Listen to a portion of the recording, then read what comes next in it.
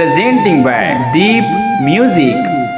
नमस्कार दोस्तों, नए नए छत्तीसगढ़ी गाने सुनने और देखने के लिए हमारे दीप म्यूजिक चैनल को अभी सब्सक्राइब करें और बेल आइकॉन के बटन को क्लिक करें।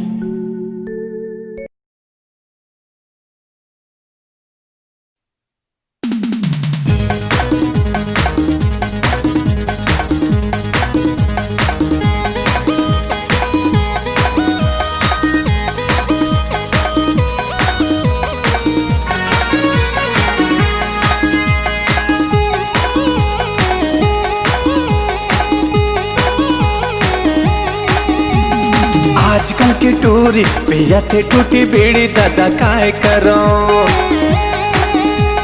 लाइफ की कर रिस्की भैया थे दारू विस्की दादा काय करो।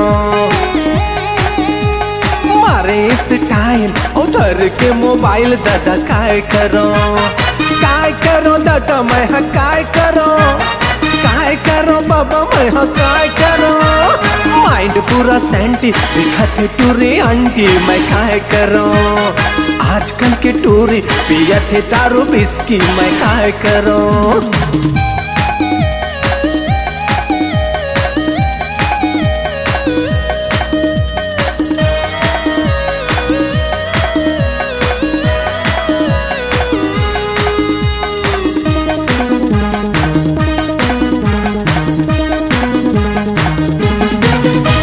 फोकट के पैसा मका के है गम चखना के संग मारत वैरम।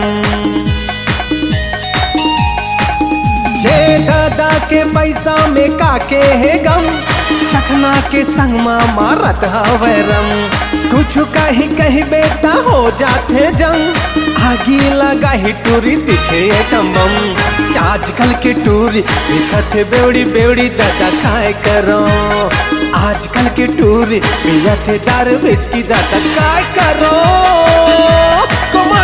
नान नान कपड़ा पहने अंगला दिखाए मार के गांजा टूरी कैसे भकुआए। करिया करिया होट तू हर बीड़ी के कमाल है। करिया करिया होट तू हर बीड़ी के कमाल है। रद्दा में चलते डोगरा की थे का माल है। Come on baby, everybody say। आजकल के टूरी पिया थे टूटी बीड़ी दादा काय करो।